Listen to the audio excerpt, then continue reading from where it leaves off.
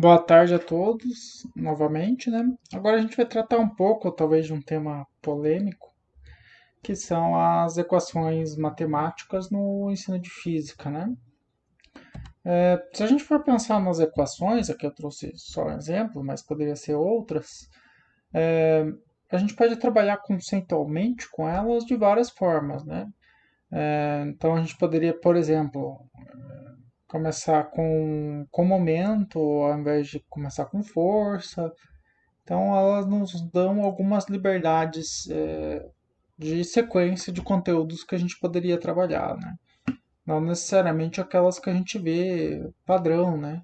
De trabalhar primeiro com deslocamento e distância percorrida, depois velocidade e velocidade média, aceleração e assim por diante, né? Elas no, como elas são circulares, né, elas nos permitem começar por outros conceitos, né? A gente pode começar com trabalhando com a equação, né, com o conceito de aceleração, mesmo falando sobre o conceito de velocidade, né, mas sem calcular ela por uma equação direta da velocidade, né? Já trabalhar com dados de velocidade, trabalhar com o conceito de aceleração e depois trabalhar em como se calcula a velocidade. Aqui só um exemplo, né? E uma das questões, de forma como são pensadas essas equações, né, elas normalmente são representações de algum modelo conceitual. Isso a gente está falando para o conteúdo e para a gente que é professor, né? Quando a gente observa uma equação dessa, a gente já tem um modelo conceitual sobre o fenômeno físico que ela explica, que ela está relacionada. Entretanto, e aí é uma dificuldade, né, um desafio que a gente tem nesse sentido, é que esses modelos conceituais eles não estão expressos de forma clara e transparente pela equação, né? Existe todo um processo de contextualização que ele vem no processo de aprendizagem, né, onde o aluno contextualiza aqueles conceitos presentes nas equações, em problemas que ele vai resolvendo e assim por diante, né? Daí um dos desafios que muitas vezes a gente pode ter num uso exacerbado da utilização de equações, né, frente à explicação do fenômeno, é que os alunos eles podem construir um modelo conceitual que ele consegue resolver o problema utilizando as equações, mas ele não se apropria dos conceitos físicos que para nós está presente naquelas equações, né? Então esse é um tipo de desafio. E em muitos tipos de avaliação a gente não consegue perceber essa diferença de apropriação, né? De apropriação mecânica para uma apropriação conceitual do fenômeno, a partir daquela equação. E isso muitas vezes acontece se a gente colocar um problema novo para o estudante, muitas vezes ele não vai conseguir desvendar aquele problema, né? E sempre lembrando, assim, quando a gente apresenta um problema novo, mesmo que o aluno possa utilizar, que ele só precisa dos conceitos que ele já teria aprendido naquela etapa, ele vai precisar de um tempo muito maior do que se ele tivesse um problema que ele já estaria, digamos, treinado para resolver. Um dos aspectos da avaliação é esse, né? Muitas vezes a gente cria uns problemas novos e a partir de uma perspectiva que ainda não foi trabalhada em sala de aula e acaba delimitando o mesmo tempo de resolução do que a gente daria para problemas que a gente trabalha cotidianamente na sala.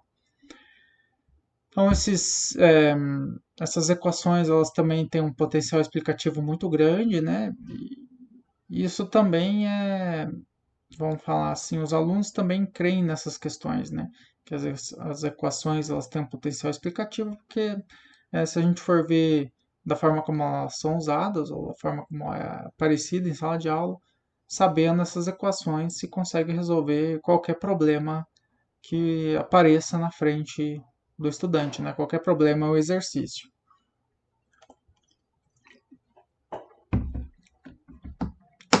Então, é, algumas questões que a gente pode falar sobre isso, né?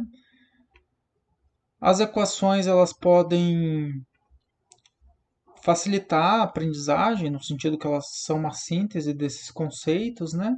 E elas podem dificultar também essa aprendizagem, tanto no sentido de distanciamento, a hora que a gente trabalha muito com as fórmulas, a gente acaba distanciando de problemas reais, né, que se trabalhariam provavelmente só de forma conceitual, sem a necessidade específica de chegar a um resultado numérico a partir de dados numéricos, né? Poderia se pensar apenas numa estimativa a partir de alguns valores, né? Tendo ideia de como é a equação e como ela funcionaria, sem necessariamente se calcular aquele valor, né?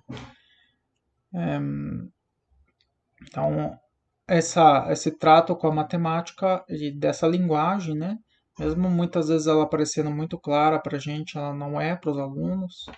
E aí a gente também tem um outro desafio, né? Se a gente olhar as equações, elas são uma sopa de letrinhas que em cada material didático que se apresentam, em cada site que os alunos entrem, essa sopa de letrinhas talvez apareça de forma diferente, né? Então, é sempre contextualizar essa questão para os alunos, né? Porque ela não é natural, porque eles não têm contato direto com essas questões, né? E isso em livros de física também, né? Vocês já devem ter percebido. Por exemplo, vetores. Alguns livros utilizam aquela seta em cima da letrinha ali para indicar que, a, que aquela grandeza é vetorial. Outros já utilizam um negrito, por exemplo, né, para dizer que ela é vetorial. Então a gente tem essas questões, né, específicas da linguagem matemática e da linguagem das equações físicas e como elas aparecem, né? E essas diferenças também de literatura para literatura, como elas aparecem, inclusive em sala de aula, a gente sempre tem que colocar qual é o significado daquelas equações que a gente está trazendo. E uma outra questão também que é um desafio, né, que muitas vezes essas equações elas acabam suplantando a própria teoria, né? Então, inclusive, se a gente for observar os problemas e os exercícios que tem em livros didáticos aí, pelo menos do último PNLD, né, de 2015, a gente talvez perceba ali que aqueles exercícios são basicamente a utilização dessas equações para resolver esses exercícios, né? E então a resolução de problemas sem utilizar essas equações, trabalhando apenas com a questão teórica do conteúdo, ela fica muitas vezes para a nível de curiosidade ou de um pequeno desafio naquele capítulo, né? Ela não ela tem menos peso do que os exercícios de lápis e papel, digamos assim, de problemas com as formas. Aqui eu só estou apresentando algumas questões que a gente deve ter em mente, né, quando a gente trabalha com as equações matemáticas no ensino de física, né? Então tem que lembrar que mesmo que para a gente ela represente um modelo conceitual completo, para os alunos eles ainda vão estar na etapa de se apropriar desse modelo. Então a gente tem esse desafio, né, para que eles se apropriem desse modelo conceitual pensando a partir dos conceitos físicos, né, que eles representam e não a partir de modelos que se relacionam mais com a atividade que está sendo proposta para eles resolverem. Então ele tem um potencial explicativo grande, de novo, mas ele só tem esse potencial explicativo para quem já se apropriou dos conceitos que estão por trás dessa objetivação da equação, né, matemática. Então, essa equação matemática ela objetiva alguns sentidos sobre a relação entre posição, velocidade inicial, aceleração. Aqui para essas que eu estou mostrando, né? E essas relações elas são construídas no entorno da teoria, né?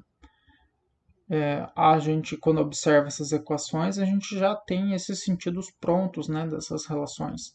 Só que os alunos não, eles vão ver essas equações e vão começar a construir sentido sobre elas. Vão trabalhar com a questão teórica, né? Das teorias científicas, elas são importantes nesse sentido, né? Para que senão não se descorrelacione a equação de seu sentido científico, digamos assim.